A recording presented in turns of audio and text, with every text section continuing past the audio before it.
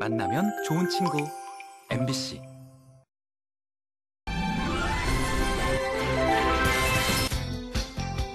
한국 아이스하키를 이끌 차세대 빙판 스타들이 춘천에 다 모였습니다. 2022 소양강배 전국 유소년 아이스하키 대회에 춘천 아이스하키 팀도 출전했는데요. 춘천팀 저학년, 고학년 팀이 과연 조 상위권으로 진출할 수 있을지 얼음판을 녹이는 초등학교 선수들의 열정을 만나봅니다. 일본의 침략 전쟁에 강제로 동원됐다가 희생된 한국인 2만 1,000명이 침략 전쟁을 미화하는 야스쿠니 신사의 무단으로 합사됐습니다. 그중엔 동해에 살고 있는 동정남 어르신의 아버지 동선홍 씨도 포함되어 있는데요. 동정남 어르신을 만나 야스쿠니 신사 합사 철폐 소송과 그간의 이야기를 들어봅니다.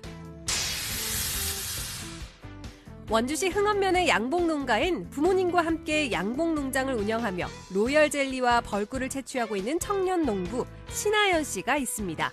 부모님과 함께 농사를 짓는 시간이 가장 소중하다고 말하는 그녀의 양봉을 향한 진심 어린 도전과 성공 이야기를 담아봅니다. 생방송 강원 365 지금 시작합니다.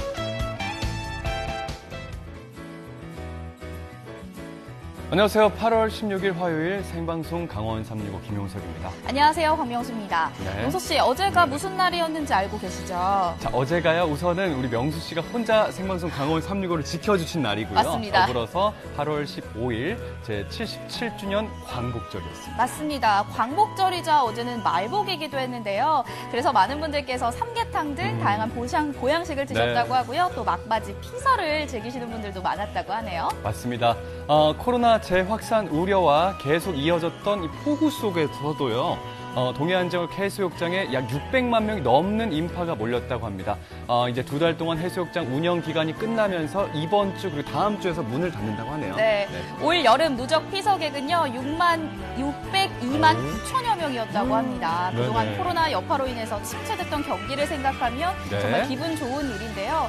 한편으로는 휴가로 인해서 더 이상 이 코로나가 확산되진 않을까 걱정이 되는 시기이기도 합니다. 맞습니다. 이제 휴가철이 막바지에 이르면서 속초 지역에 있는 해수욕장을 제외하고는요. 나머지 5개 동해안 시군 해수욕장은 이번 주 일요일을 끝으로 운영을 중단합니다. 그러니까 해수욕장이 문을 닫는 거죠. 네. 예외적으로 속초 지역만 일주일 더 다음 주 28일 일요일까지 운영이 된다고 하니까 이 점 꼭 참고해 주시기 바랍니다. 아직은 날씨가 많이 더운데요. 여름을 준비해야 되는, 마지막 여름을 준비해야 되는 그런 시기인 것 같습니다. 맞습니다. 올 여름은요, 거리두기가 해제되면서 일상을 되찾아가기도 했지만요, 폭염과 기록적인 폭우로 인해서 사고도 많았던 여름이었습니다. 다사다난했던 여름, 더 이상의 피해 없이 잘 마무리가 됐으면 좋겠네요.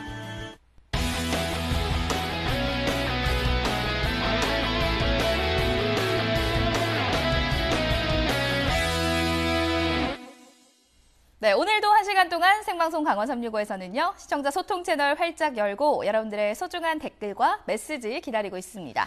자, 시청자 소통 창구는 2개가 있습니다. 먼저 카카오 친구가 있거든요. 카카오 검색창에 강원 365 입력하시면 카카오 친구 추가하실 수가 있으니까요. 이 창구를 통해서 메시지 보내주시고요.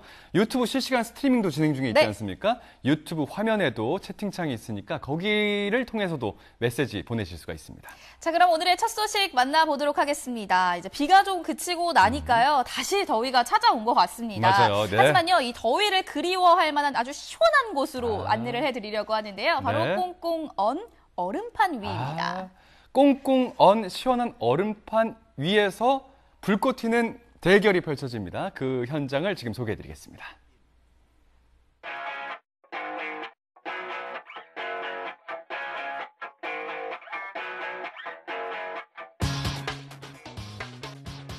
고무공 하나만 보고 달리는 선수들, 빙판을 가르는 스케이트와 힘찬 슈팅, 스피드뿐만 아니라 몸싸움까지 필요한 이 스포츠, 바로 아이스하키입니다.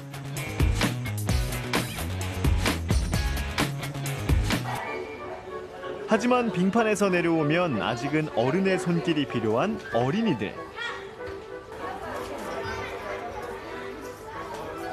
어떨 것 같아요?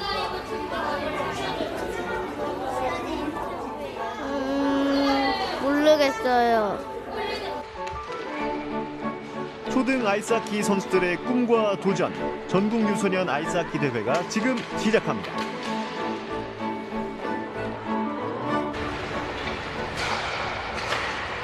경기 시작 전 몸을 풀고 있는 춘천팀. 춘천시 의암빙상장에서 열리는 이번 전국대회에 춘천은 고학년, 저학년부가 모두 참여합니다. 먼저 시작된 조별 예선, 팀원들이 다 함께 승리를 위한 함성을 지르는데요. 플레이어는 6명이지만 체력 소모가 큰 종목 특성상 선수 교체가 자유로워서 최대 30명까지 후보 선수를 둘 수 있습니다. 자, 이제 선발 선수들만 남기고 경기 시작!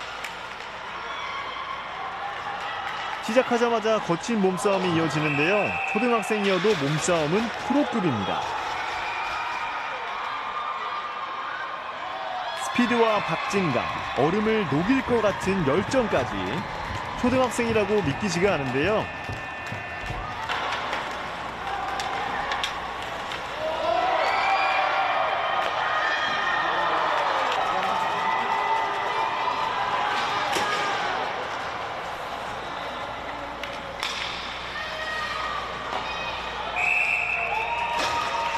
춘천은 서울팀의 승리를 거두며 예선의 모든 경기에서 승리! 조 1위로 준결승에 진출합니다. 베스트 플레이어 시상이 있겠습니다.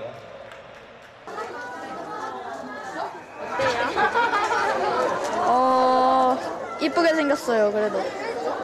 오빠가 혼내는데, 근데 오빠가 그 설명은 해주는데 자꾸 혼내요.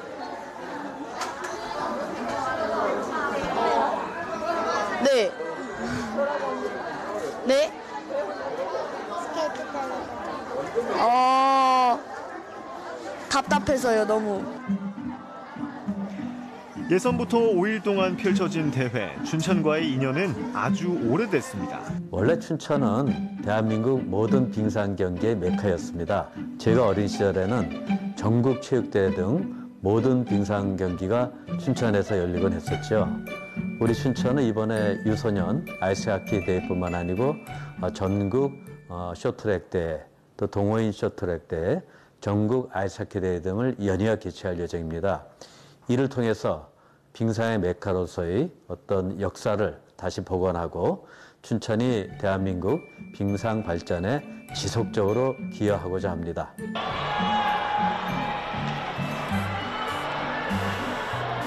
고학년부 예선이 끝나고 저학년부 선수들이 예선을 준비합니다. 못 봤어요. 오늘 처음 봤어요.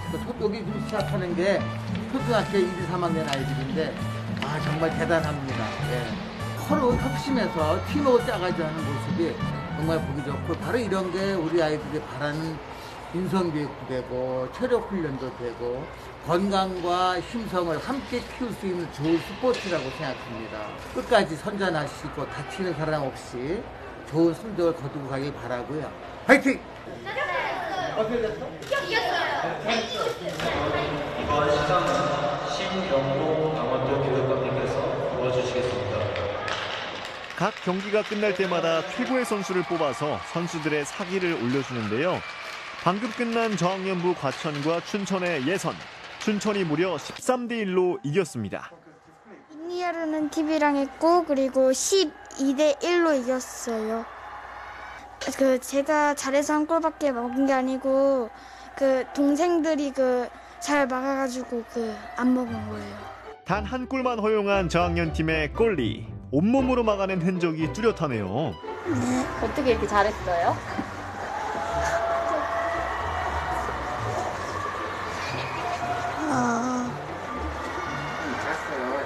막았어요.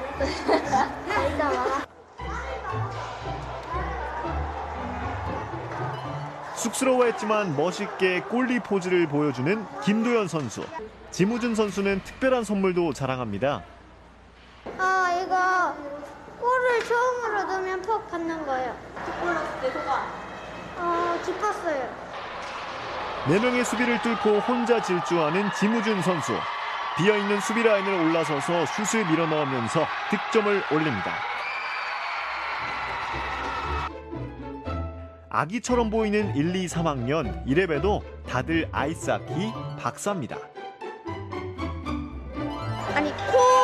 맞춰가지고 스틱의 길이를 맞추는데 키가 이렇게 커지면 스틱도 이쪽까지 잘라서 쓰고 키가 작으면 이쪽까지 맞춰서 쓰는 그게 맞춰가지고 써요. 보면 볼수록 매력 있는 아이스하키의 세계. 이어지는 예선 상대는 성남입니다.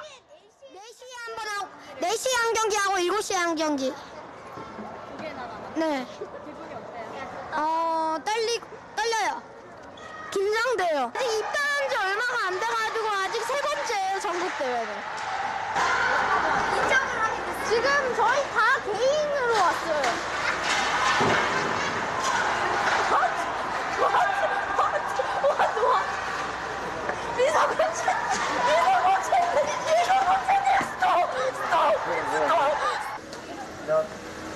하나, 둘, 셋, 넷, 다섯, 여섯,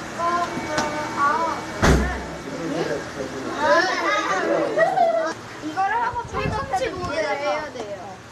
위에다 팔꿈치 모델하고 요거 침을 울면은 이런 같은 거 큰 거를 해야 돼요. 그래가지고 막 안에 얼음판 위에 들어가면 추울 것 같은데 오히려 반대로 춥지가 않고 더워요.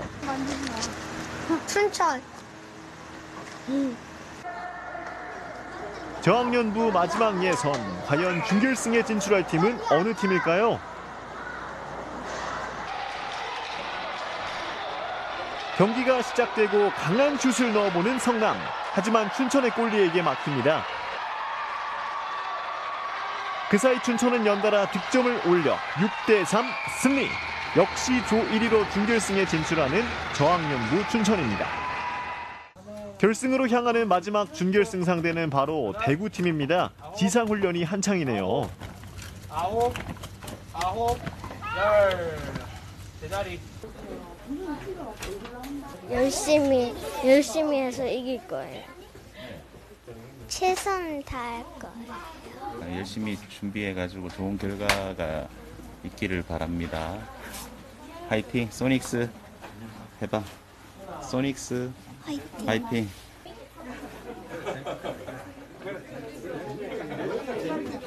알겠지? 3학년들 봐봐. 3학년들은 지금 특히 디펜스는 공격수가 여기서 공격을 들어오면은 너네가 계속 따라타는 게 아니고 가서 달라붙잖아. 달라붙으면 바로 제끼면 어떡할 거야?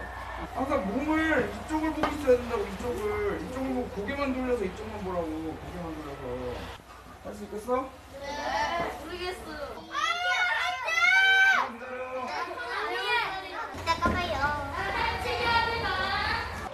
저학년부 선수들 크고 멋진 장비로 무장하고 힘차게 빙판 위를 달려나갑니다.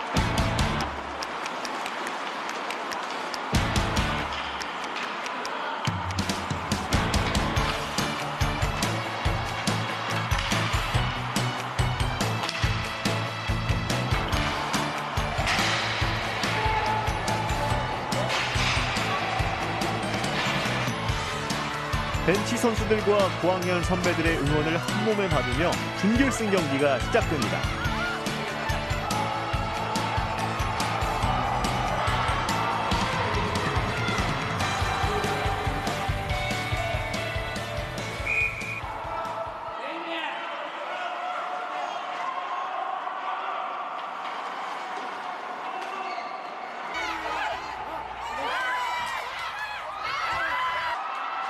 상대팀의 수비를 뚫고 가볍게 슛을 밀어넣는 이현아 선수. 춘천이 첫 득점을 만들어냅니다.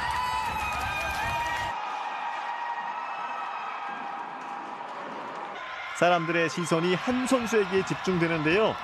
경기를 지배하는 이로담 선수의 놀라운 득점 실력. 무려 하프라인 전부터 혼자 드리블을 이어가며 골까지 성공시키는데요.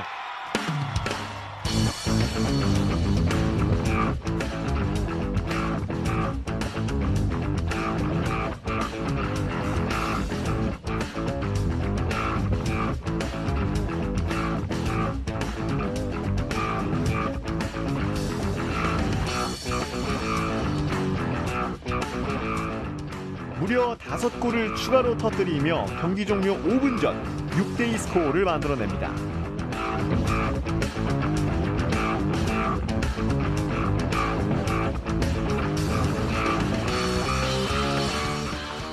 이렇게 승리구치기에 들어갈까요?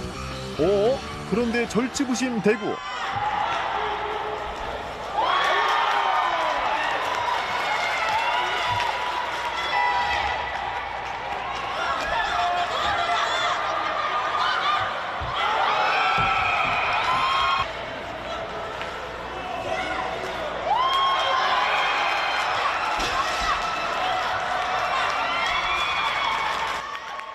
스포츠는 기세라 했던가요? 놀라운 대구의 추격. 김찬민 선수가 무려 3골을 연달아 만들어냅니다. 어느덧 스코어 6대5. 바로 그때 환호하는 대구팀 관중들. 과연 준결승전의 결과는 어떻게 됐을까요? 진짜 대회는 이제부터. 강팀과 맞붙는 준결승이 시작됐습니다. 고학년들의 불꽃 튀는 경기. 과연 춘천은 결승에 진출했을까요? 전 꼭 이기면 좋겠어요, 광현이를. 이길 수 있을 것 같아요. 아이스하키 승부의 묘미, 슈트아웃까지. 다음 이야기도 기대해주세요.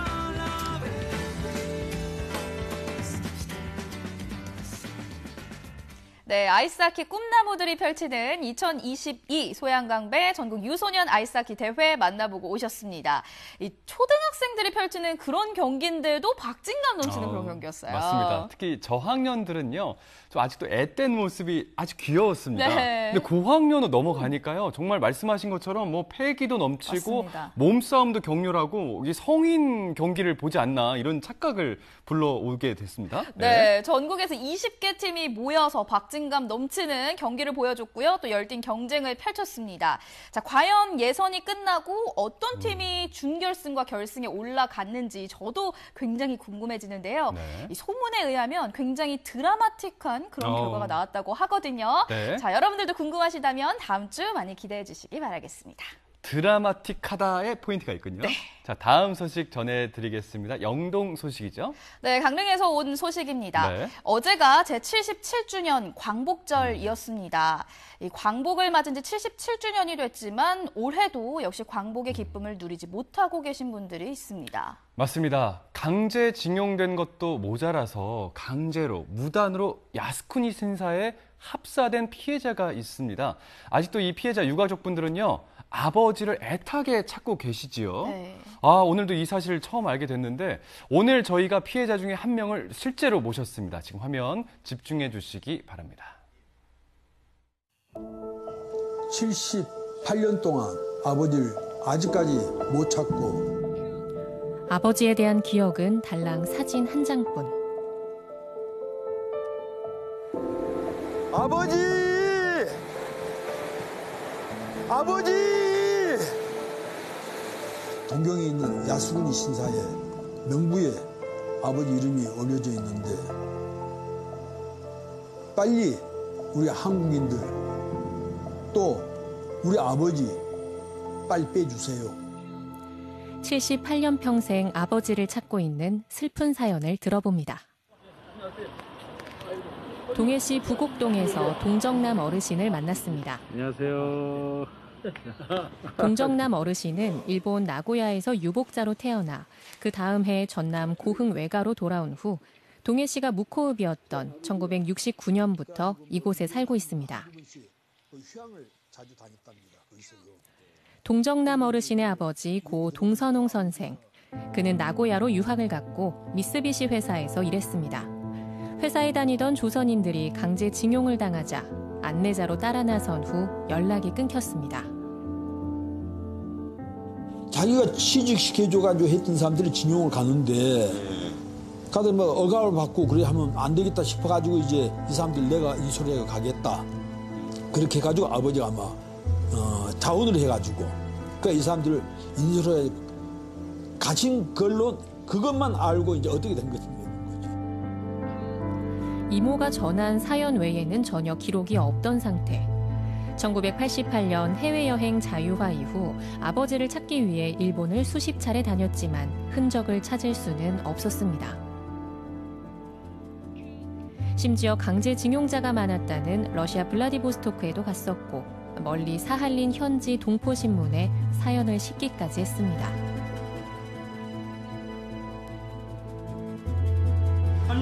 부산에 가면은 태평양 전쟁 위원회가 있다.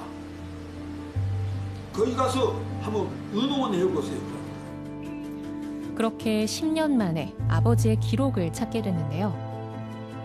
이렇게 전라남도를 이렇게 해가지고 보니까 저 외갓집 주소가 딱 나와 있는 거예요. 공국 북내면 신문이다 이거 딱 나와 있는데. 연명부에서 찾게 된 눈에 익은 주소, 아버지의 본적지였습니다. 풍년소농을 딱. 그때까지는 처음 잘 몰랐죠. 풍년소농이 뭔가. 풍전선홍, 일본명 도요타 젠코, 창씨 개명한 아버지의 이름이었습니다. 이게 창씨 개명이니까. 이게 창씨 개명으로 했는지 뭔지 모르고. 이름은 똑같고. 이름은 그냥 소농이고. 동자를 갖다 이제 그 동자를 없애버리고 풍전을 한 거예요. 기록을 나열해 보면 아버지는 아오모리현 오미나토 시설부에 배치됐다가 쇼와 19년, 즉 1944년 10월 25일 북태평양에서 전사한 것으로 기록됐습니다. Мечтали вернуться на родину и воссоединиться с семьями. У них нету ни адресов. 그 사실을 안 후 자신과 같은 처지의 유족들과 함께 러시아 사할린섬까지 가서 아버지가 돌아가신 가장 가까운 해변을 찾아 추모제도 지냈습니다. 그래서 서를 작성해가지고 일본 후생성이 보낸다 이게. 그 후생 딱 보내니까 이게 지금 이게 그겁니다. 2013년 일본 후생성에서 발행한 구해군 군속 신상조사표. 여기에는 더 많은 정보가 들어있었습니다. 아버지는 아오모리현 오미나토 시설부에 배치됐었고 이후 당시 일본의 북방 영토였던 쿠릴 열도의 끝 기타치시마로 이동해 근무하고 있었습니다.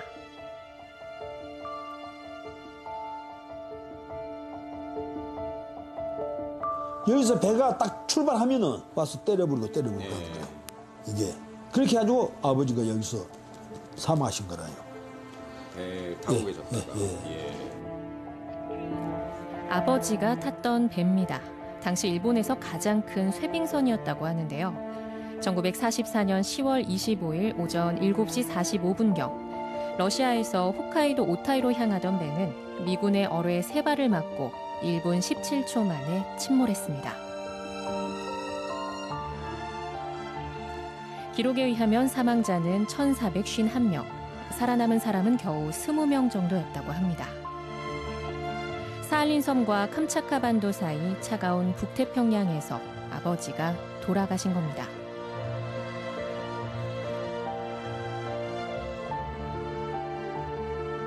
이제 우리가 이거 볼 때는 이게 무슨 도장인지 뭔지 잘 모르는 거라요. 그리고 또 확인한 충격적인 사실. 이 신상조사표에는 도장이 하나 찍혀 있었는데요.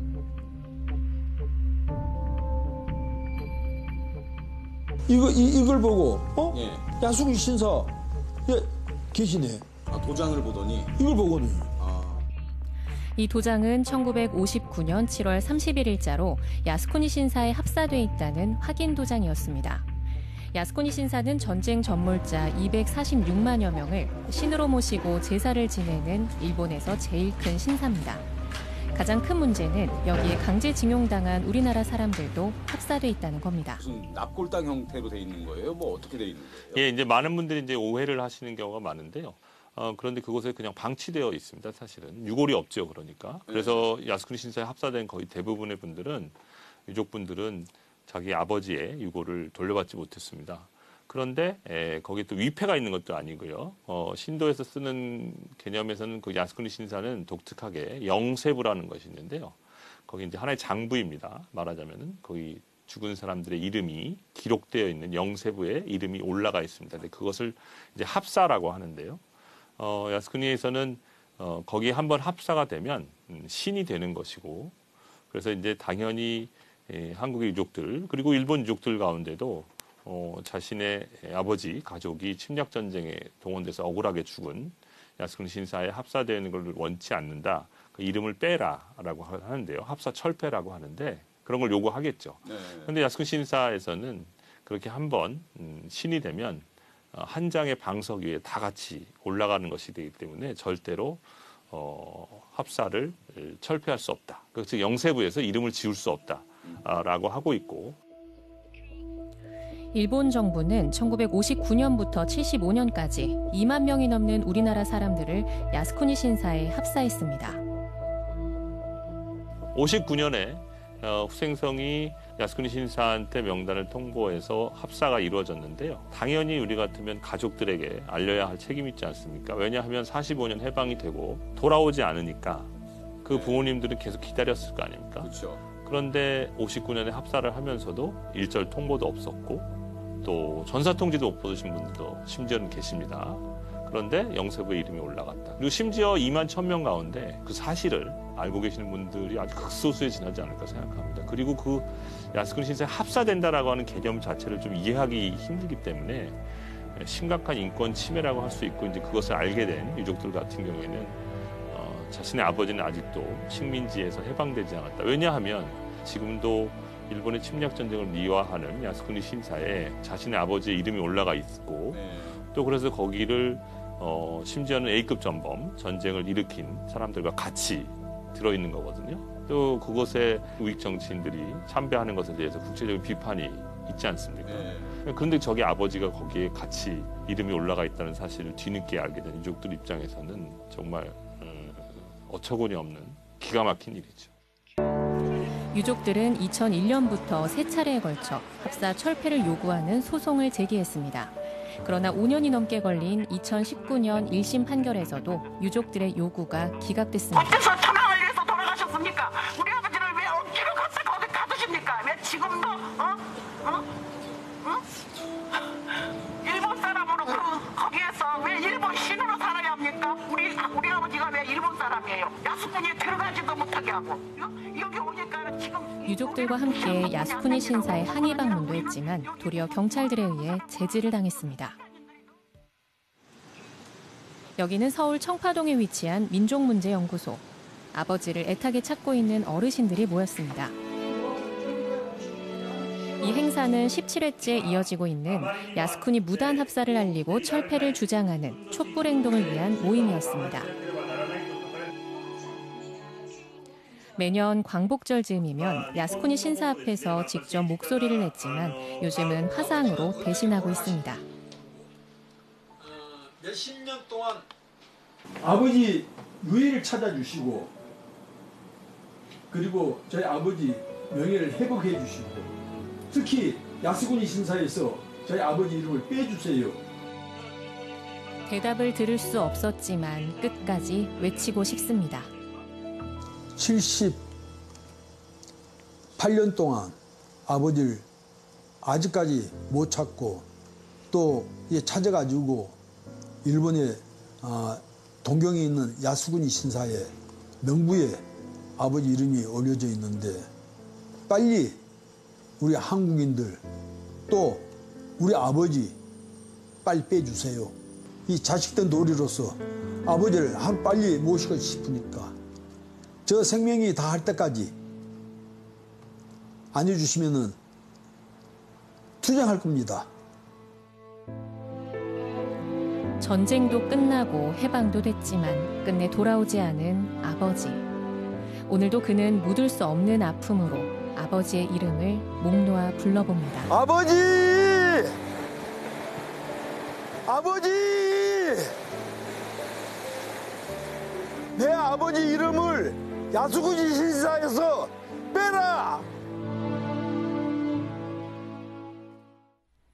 네, 야스쿠니 신사에 무단으로 합사된 한국인은요, 무려 네. 2만 1,000여 명에 이릅니다. 그 사실조차 모르는 가족들이 많이 있고요. 네네. 그 사실을 알고 계신 유가족분들께서는 2001년부터 일본 정부를 상대로 무단 합사 철폐 소송을 진행 중에 있습니다. 맞습니다. 어제는 77주년이 된 광복절이라고 말씀을 드렸죠. 일본은 패전일입니다. 네. 종전일이 아닌데도 불구하고 일본의 유력 정치인들 그리고 여러 인사들이 실제로 야스쿠니 신사에 참배하고 공물을 복납했습니다. 이건 정말 유감스러운 일인데요. 실제로 일본 정부는요, 2009년 일제강점기 강제 동원된 피해자들에게 후생연금의 탈퇴 수당을 지급했는데 그 액수가 99엔이었습니다. 네. 99만 엔이 아니에요. 99엔인데 뭐 이걸 지금 물가로 환산을 해보면 뭐 1,000원이 겨우 넘는 금액 아니겠습니까? 그렇죠. 그동안 수십 년 동안의 그 물가 상승분을 전혀 고려하지 않은 어떻게 보면 좀 무시하는 처사다라고 받아들일 수밖에 없을 것 같습니다. 네, 정말 이런 수모가 없는 것 같습니다. 맞습니다. 같은 곳에서 일한 다른 할머니께서도 계속해서 아직까지도 싸우고 있는 상황인데요. 네네. 광복은 맞았지만 아직 진정한 광복은 맞이하지 못한 상황이 아닐까라는 생각이 듭니다. 조금 전에도 그 소송 3번 모두 기각 처리가 됐다고 말씀드렸지 않습니까? 네. 아직도 일본 정부와 야스쿠니 신사 측은요, 유족들의 그 바람을 철저히 외면하고 있습니다. 저도 사실 오늘 야스쿠니 신사에 합사된 이 대한민국의 피해자들이 2만여 명이 넘는다는 사실을 처음 접하게 돼서 좀 깊은 반성을 하고 있는데, 후손으로서 또 대한민국의 한 국민으로서 다시는 이런 피해를 입지 않도록 철저하게 다시 대비하고 또 경각심을 불러일으켜야 할 때가 지금인 것 같습니다. 네, 영동 소식 잘 만나봤고요. 저희는 잠시 후에 다시 찾아뵙도록 하겠습니다.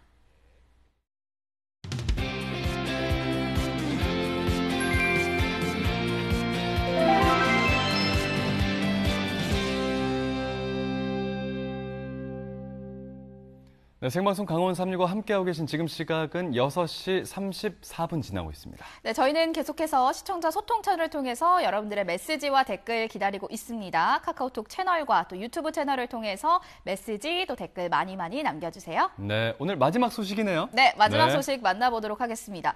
혹시 용석 씨는요, 건강한 생태계를 위해서 중재자 역할을 하는 곤충, 어떤 곤충이 있는지 알고 계신가요? 자, 수술에 있는 꽃가루를 딱 묻힙니다. 네. 그래서 암술로 옮겨요. 네. 뭐겠습니까? 꿀벌 아니겠습니까? 꿀벌. 어떻게 이렇게 자세하게 잘 알고 계시는지요? 맞습니다. 이 충매화 식물들 같은 경우는요, 이 벌이 있어야만 열매를 맺을 수 있고요. 또 사람이나 동물들도 역시 꿀벌이 있어야 맛있고 신선한 과일을 먹을 수 있습니다.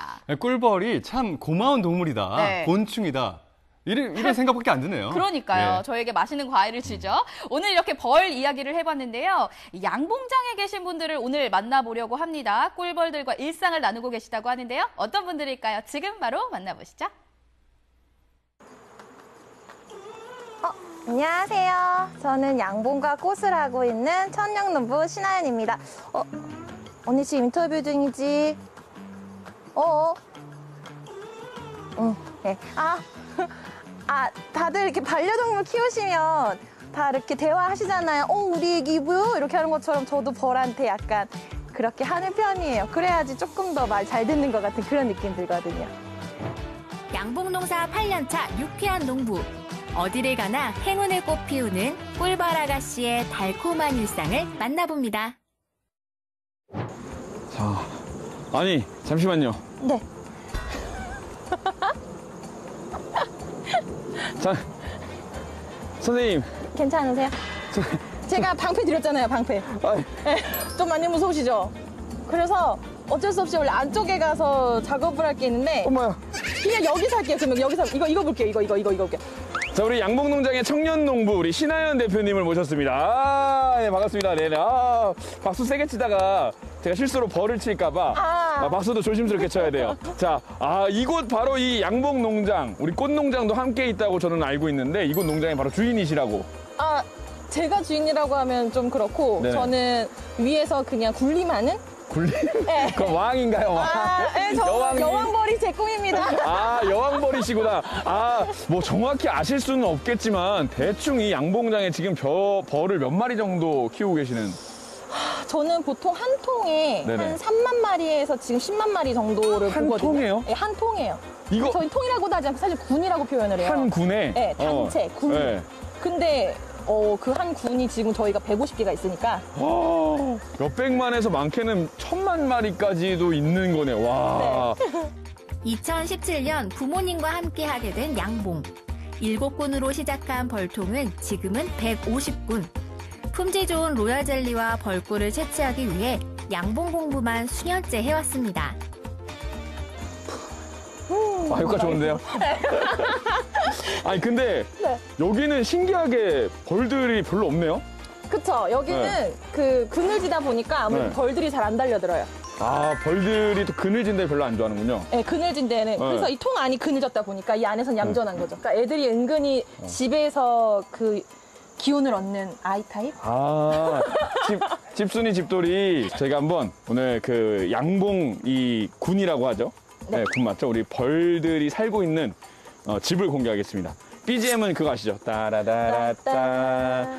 조심스럽게 벌집 속을 하나하나 확인하다 보면 꿀벌들의 집 짓는 기술도 엿볼 수가 있는데 밀랍으로 지어진 육각형 모양의 벌꿀집에 열심히 꿀을 모으고 있네요. 로열 젤리가 뭐 좋다 하잖아요. 네네. 전 그래서 이 꿀, 이게 벌들이 모아온 꿀 중에서 네. 좀 좋은, 품질이 좋은 꿀을 로열 젤리를 하는 줄 알았어. 아. 그게 아니구나. 네네네네. 그럼 로열 젤리가 정확히 뭐예요? 제가 봤을 때 시청자분들도 의외로 이거 모르시는 분들 많으실 것 같은데. 아주 쉽게 말씀드릴게요. 네. 벌의 모유. 벌의 모유? 네. 아. 아니, 그럼 그런 것도 이 안에서 구할 수 있는, 아니면 그럼. 네, 보여드릴 수는 있어요. 그래요? 네. 오, 신기하다. 저 로열 젤리. 로열 젤리 비싼 거잖아. 어떻게 알았지? 네, 맞아요. 다 알지. 로열 젤리 비싼 건 다 알아요. 네. 그러시구나. 네. 제가 그러면 한번 보여드릴게요. 혹시 보이시니까 여기 여왕이 있습니다. 뭔가, 제일 크네. 네, 맞아요. 여기. 여왕 보이세요? 여왕이 있는데 그 여왕이 있다라고 하면 이 안에 분명히 지금 산란이 들어갔거든요. 여기 보이는데 너무 어두워서 안 보이실 것 같아요. 저는 보이는데. 약간 이렇게 점점점 같은 애들 이렇게 쪼쪼쪼 이런데. 맞아요. 아, 그게 로열 젤리예요? 그게 그 애벌레가 있으니까 걔한테 모유를 주는 거죠. 그래서 거기 주변에 깔려 있는 그 반짝이는 그 액체가 로열 젤리예요. 아니 근데 여긴 왜 여긴 유달리 이렇게 벌이 많아요? 저희가 지금 여기다가 일부러 먹이장을 좀 밖으로 내놨거든요. 여기 카페테리아야. 네. 여기 식당이구나. 야, 이 친구들 밥 먹을 때 건드리면 안 되는데. 그럼요. 그래서 이 친구들 안 건드리고 저희가 새로 이제 신방을 차린 신혼집을 한번 그럼 보여드릴게요. 거기는 더 가면 안 될 것 같은데. 오케이. 자, 여기가. 네, 신혼집입니다. 94번 방. 94번 방. 네네네. 자, 한번 볼게요. 자. 이게 완전 조그매가지고. 신혼집이 여기예요? 네. 역시 이 신혼집은 이렇게 단칸방에서 그렇죠. 작게 소박하게 시작하는 거군요. 그럼요. 심지어 어느 정도냐면 제가 원래 이거 잘 안 보여드리는데 집이 요만해요. 아이고, 귀여워. 귀엽죠? 로열 젤리만 먹는 여왕벌의 능력은 상상 이상. 평생 300만 개의 알을 낳습니다. 농장 주변에는 꿀벌나무라는 별명도 있는 쉬나무를 많이 심었는데 여름에 꽃을 피우는 꿀벌을 위한 나무죠.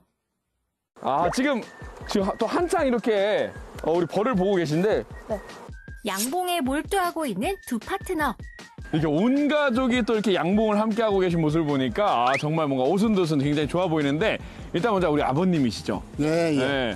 아니 우리 아버님이 우리 어머님도 이따 제가 여쭤보겠지만 또 이력이 좀 특이하시더라고요. 물론 우리 신하연 대표님도 그러시지만 어쨌든 제가 듣기로는 수학 교사를 하셨다고 들었어요. 그랬어요. 수학을 가르치셨는데 어떻게 또 이렇게 양봉을 시작하실 생각을 하셨어요? 친구가 그 5월 15일 날 그 꿀을 떠야 되는데 손이 모자르다고 와서 도와달라고. 그래서 이제 거길 갔죠. 그 전에는 근데 양봉을 안 해보시고 아직? 그렇지, 안 했죠. 그리고 가니까 재밌더라고요. 그래서 이게 생산도 되는 거고.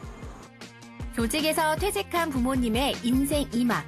어쩌다 친구의 일을 도와주게 되면서 양봉과의 인연이 시작됐다는데요. 벌이 꿀만 하는 게 아니라 그 외에 꿀, 화분, 로얄젤리, 프로폴리스, 숯벌애벌레, 밀랍 상당히 많은 거를 우리 사람들한테 주더라고요. 그러니까 저도 그걸 몰랐거든요. 그래서 이거 한번 내가 해보면 어떨까. 그리고 옆에 계신 우리 어머님께서도 제가 듣기로 또 아주 지금 뭔가 계속해서 이 우아한 아름다운 클래식 음악이 계속 흘러나오고 있더라고요. 근데 이게 사실은 꿀벌들에게 들려주기 위한 게 아니라고 그러는데. 네, 본인이 좋아서요. 행복하기 위해서. 뭔가 이제 우아하게 이제 음악을 또 전공하시고 이러시다가 이 양봉일이란 게 또 쉽지만은 않잖아요. 벌에 쏘이는 거 처음에 무섭지 않으셨어요? 무서웠죠. 응급실에도 실려가고 있어요. 벌에 쏘여서요? 네네. 아니 그러면 이제 제가 듣기로는 우리 따님분도 이제 선생님이셨다고 들었거든요. 근데 이제 아니 그냥 좋은 일 선생님이 하지 왜 양봉을 하냐 이렇게 말렸을 수도 있을 것 같은데 어떠셨어요? 글쎄요. 그래도 아무래도 그게 낫겠죠. 앉아서 하는 거니까 이거는 뭐라 그래나 원시 1차 산업이거든요.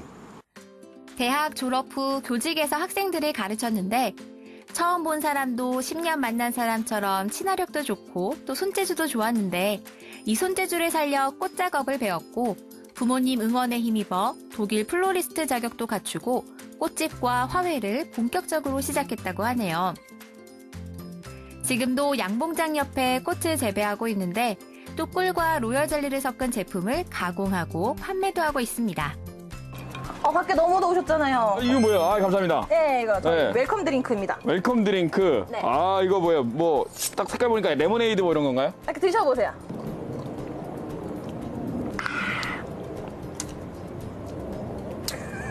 묘하죠? 아니 이게 레모네이드는 아니네요 일단. 네네. 네, 뭔가 색깔 보고 뭔가 시큼시큼 뭐 이럴 줄 알았는데 처음에는 그냥 물인가 하는데 뭔가 미묘한 처음 먹어본 맛이에요. 코로나 때 안 드셔보셨나 봐요. 목에 좋다 그래가지고 저희 프로폴리스. 이게 그 벌들의 그 자기 건강 챙기는 프로폴리스. 효자 노래. 목에 좋네. 발성. 로열 젤리, 프로폴리스, 벌 화분도 꿀벌이 사람에게 주는 신비로운 선물.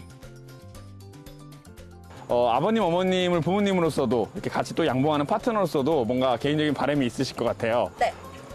저는 그냥 엄마, 아빠가 아프지 않으셔서 제 일을 계속 옆에서 꾸준히 도와주셨으면 좋겠습니다. 향후 아빠가 뭐 20년 말씀하셨는데 저는 한 35년 봅니다. 35년, 40년, 50년까지 알겠습니다. 앞으로도 우리 건강하게, 행복하게 맛있는 꿀 많이 생산해 주시기 바라겠습니다. 네. 이 꽃, 저 꽃을 부지런히 옮겨다니는 꿀벌처럼 쉴 틈 없이 도전하는 청년 농부. 8월의 푸르른 일상이 펼쳐집니다. 자, 꿀벌이 좋아하는 꽃을 심었죠. 또 섬세하게 작업하기 위해서 맨손으로 작업을 하셨습니다. 네. 여기 더해서 꿀벌과 대화도 하고, 자, 열정적으로 양봉을 하는 것은 이런 거다를 직접 보여주지 않았나 싶습니다. 맞습니다. 네. 수분 함량을 낮추고 밀도 있는 꿀을 생산하기 위해서 늘 노력을 하고 계시는 청년 농부 만나보고 왔는데요. 네네. 또 꿀과 로열 젤리를 섞은 제품을 가공하고 판매하고 계셨습니다. 아무도 가르쳐주지 않았고요. 마땅히 배울 것도 없었지만 1년 넘게 공을 들여서 판매를 위한 식품 등록도 마쳤다고 하네요. 자, 부모님과 함께 양봉 작업을 하는 게 가장 행복하다고 말씀하셨지 않습니까? 네. 앞으로도 쭉 아주 사랑 넘치는 달달한 양봉 길을 걸어가시길 진심으로 응원드리겠습니다. 네, 이렇게 해서 오늘의 마지막 소식까지 모두 전해드렸습니다. 시청자 소통 채널로 들어온 여러분들의 메시지 소개해드릴게요. 자, 첫 번째 사연입니다. 김몽희님, 아이스 하키 대회 유소년 선수들 귀엽습니다. 네, 다음 주 이 시간에도요. 우리 아이스 하키 유소년 선수들의 대회 경기 모습 만나볼 수 있으니까요. 기대 많이 해주세요. 6대5 스코어였는데 궁금합니다. 네, 드라마틱하다고 그러니까요. 했으니까요. 네. 여러분들 기대 많이 해주세요. 수기님, 스케이트 잘 타는 것도 부러운데 경기까지 야무지게 잘했습니다. 춘천이 진출했을 것 같아요. 우승까지 가자, 파이팅. 과연 어떤 팀이 진출했을까요? 그리고 또 지금 여름이라서 굉장히 덥잖아요. 네. 근데 아이스하키장을 보니까 뭔가 이 가슴 속부터 시원해지는 그런 기분이 들어서 맞습니다. 참 기분 좋은 소식이었던 것 같습니다. 근데 열정만큼은 정말 쇠도 녹이지 않을까 이런 생각이 들어요. 맞아요. 잘 봤습니다.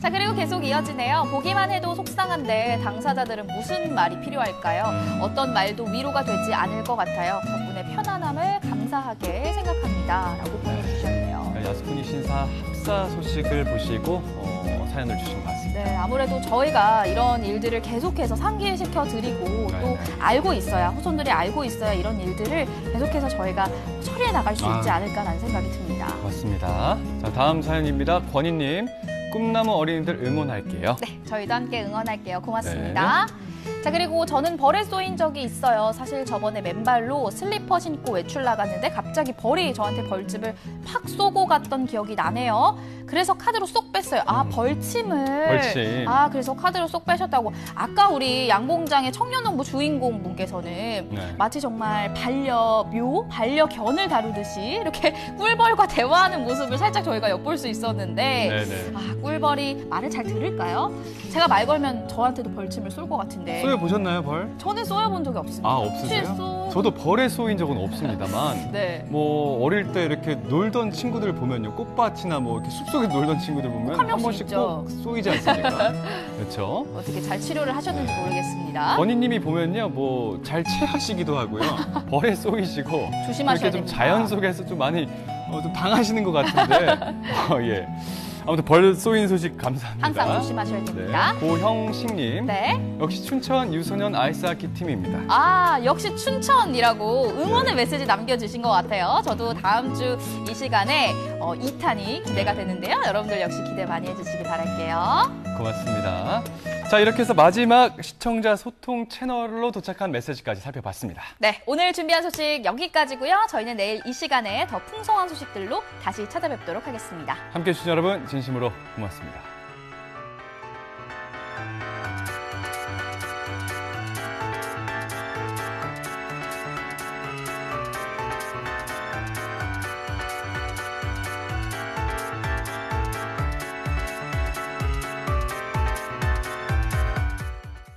이 프로그램에 참여해 주신 분들께는 주식회사 한일전기에서 가정용 전자제품을 드립니다.